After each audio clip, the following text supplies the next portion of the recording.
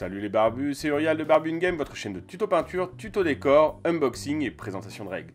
Aujourd'hui on va voir le Retage Battlefleet 7 qui nous permet d'augmenter nos petits bateaux pour la flotte Sultana. Donc le Retage c'est une autre faction, une sous-faction du Sultana qui s'appelle l'Order, qui est aussi une faction qu'on a vue dans Wild West Exodus. N'hésitez pas à aller voir la vidéo que j'ai faite sur le sujet dans l'univers de Dystopian Age.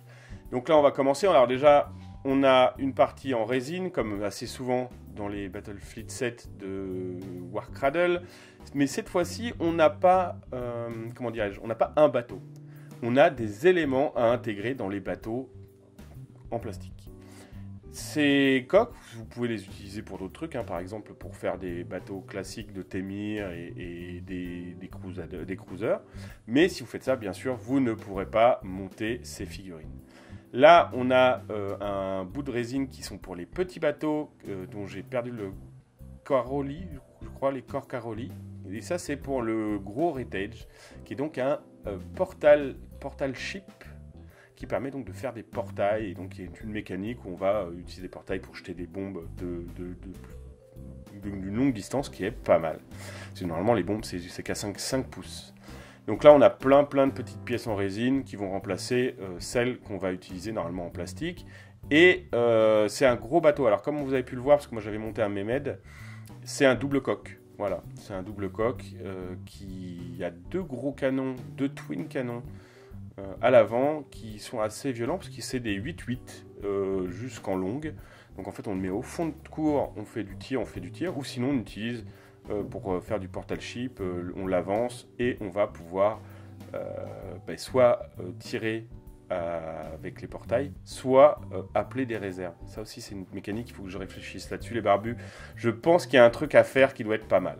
Bon, vous connaissez déjà cette grappe, on l'a déjà vu lors de l'Anatolie Battlefleet 7, c'est exactement la même, mais elle est pas mal, elle est très bien. Donc là j'ai réussi tant bien que mal. Alors vous avez vu, vous n'avez pas le même angle de caméra, et donc je m'excuse déjà, vous n'aurez pas les mêmes sensations de travail. Donc là j'ai essayé au départ, j'ai voulu rester dans le champ de la caméra pour pouvoir faire le démoulage, le rabio, enfin nettoyer les pièces. Non, j'ai abandonné au bout d'un moment. J'ai préféré directement vous montrer que le montage parce que je n'avais pas le bon angle de caméra tout simplement. Donc au lieu de se prendre la tête, je me suis dit je vais faire ça propre, je vais faire ça simple et vous montrer l'essentiel, c'est-à-dire les pièces qui se montent petit à petit. Franchement, de plus en plus je trouve, soit c'est moi qui comprend de mieux en mieux la logique Warcradle, soit Warcradle s'améliore à chaque fois, mais j'ai trouvé ça assez simple à monter les barbus. Franchement, c'était top. J'ai mis 40 minutes, je crois, à monter tout l'ensemble. 40 minutes pour monter 5 bateaux, c'est quand même, comment dirais-je, c'est un record hein, pour moi, pour Warcradle. Parce qu'habituellement, je mets plutôt 3 heures à monter un set. Donc là, c'était quand même pas mal. Franchement, top. Super intéressant à monter. Pas prise de tête. J'ai vraiment apprécié les montées, ce qui est assez rare. Je me suis juste trompé parce que je suis un polio, mais là c'est ma faute. Il y a un détrompeur et je ne l'ai pas regardé. Donc à un moment, bien sûr, j'avais une chance sur deux de bien monter la figurine. J'ai monté la figurine à l'envers, les barbus. Bah oui, parce que c'est vachement plus drôle. J'avais une chance sur deux et forcément, j'ai pris la mauvaise direction. C'est toujours comme ça avec moi, les barbus. Donc, qu'est-ce que je peux vous dire sur ce petit Retage? C'est un gros navire, hein, c'est un battleship. Flagship qui a deux canons et un heavy torpedo salvo si je dis pas de bêtises à l'avant, des broadsides comme tout le monde en heavy broadside. Là ils ont d'ailleurs, on l'a vu là dans le nouveau Orbat de Sultana qui est sorti il y a la semaine dernière au moment où je fais cette vidéo. On est passé à tout en heavy, c'est-à-dire qu'avant on avait des torpedo salvo et des broadside, maintenant on est en heavy broadside, heavy torpedo salvo, ce qui est quand même un petit plus, ce qui remet un peu, je dirais, un peu de puissance à la faction, parce qu'on avait un manque cruel d'armes annexes par rapport au canon. Vraiment, c'était compliqué d'arriver à faire des trucs. Et notamment, le Suleiman, qui est très très cher, avait très peu d'armes. Et surtout, il était très très sensible au SRS. Ce qui n'est plus le cas, et je pense que ça va être pareil pour tous les porte-avions. Il a maintenant un flak barrage à 7, ce qui est quand même top, parce que ça va lui permettre de faire, avant l'interception, d'enlever des SRS. Et ça, c'est quand même une très très bonne nouvelle. Parce que, bon, voilà, il manquait un peu de protection là-dessus. Le Suleiman, il est tanky, mais il se fait abattre. Hein. Par exemple, en 2 tours, il a explosé dans ma dernière partie.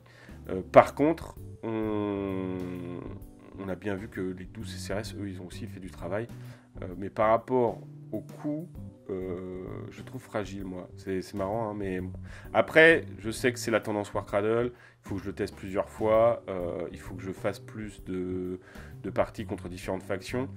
Parce qu'en fait, j'ai l'impression qu'il vaut mieux acheter des bateaux cheap plutôt qu'acheter un gros bateau très cher. Mais c'est mon avis, encore une fois les barbus, et avec très peu de parties dans les pattes, hein, avec la nouvelle version. J'ai dû faire 3 parties avec la 3.3, donc bon, à wait and see comme on dit chez les Anglais. Il faut que je fasse plus de parties, j'essaierai un de ces 4 de vous faire un petit récap des règles, mon avis à ce moment-là. Mais j'aimerais bien avoir une dizaine de parties avant de vous donner cet avis-là, parce que ça vaut pas le coup avant. Donc là, voilà, là, c'est le portail, le truc, l'espèce de rond, là, une espèce de boomerang, qu'on va envoyer une loupe, quoi. Je sais pas comment dire en français. Une boucle, voilà, c'est une boucle qui envoie les portails.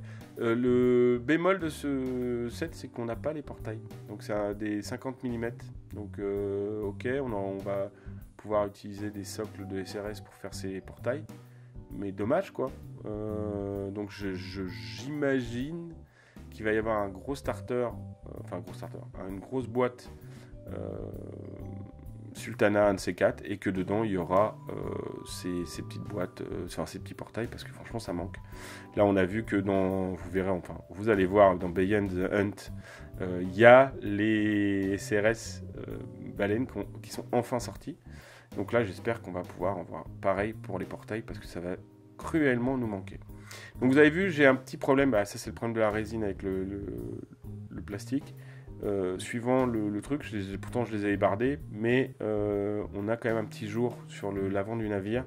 C'est mon problème que j'ai principal avec le Sultana. Je vous en avais déjà parlé dans la vidéo sur l'Anatolie. C'est dur de bien les mettre, quoi. C'est vraiment dur, et donc du coup soit je green stuff pour pouvoir avoir ce côté lisse au milieu, soit je laisse comme ça et ça va être dégueulasse. Donc à voir ce que je vais faire. Mais voilà. Là, vous voyez les petits Corcaroli, ils sont magnifiques. Rien comme ça, on dirait des trucs nains. Moi, j'adore. Moi, je suis fan. Moi, vous savez que j'aime les nains, les barbus. Ben là, voilà, on a vraiment un truc génial, vraiment beau, qui a de la gueule. Hein. Franchement, la résine Warcradle, on le dit toujours, mais c'est beau, quoi. Voilà, c'est beau. Et ça a vraiment, vraiment une pure tête. J'ai hâte de pouvoir les tester, parce que ça va être vraiment bien. Bon, voilà, on va arriver à la fin de la vidéo, les barbus. On est à quelques instants de la fin. Vous avez vu, je vous fais du teasing en plus. Voilà, donc ce que ça donne pour les Corcaroli, c'est quand même joli. Ça a vraiment une super ambiance. On a un petit côté nain, hein. Je le redirai pas jamais assez, je pense. En plus puissant, très puissant. Je pense que ça va être focus instant, ces petites bébêtes, parce que chaque Temir donne Corcaroli à 8 de tir et récupère 8 si je ne m'abuse. Hein. On remarque que c'est peut-être pas les twins, peut-être que ceux-là sont moins puissants, mais même s'ils ont ne serait-ce que 4-4, ça va faire vraiment, vraiment très mal quand ils vont commencer à tirer sur un gros navire. En plus à longue, donc ils vont pouvoir se mettre loin et tirer des boîtes. Bon les barbus, voilà qui nous amène à la fin de cette vidéo. J'espère qu'elle vous a plu. Comme d'habitude, si ça vous a plu, n'hésitez pas à la liker, à me poser vos questions, vos remarques dans les commentaires, à vous abonner si ce n'est pas déjà fait, et à activer la cloche de notification pour recevoir les alertes de nos futures vidéos. Quant à moi les barbus, je vous dis à très bientôt pour une prochaine vidéo, et que le poil soit avec vous.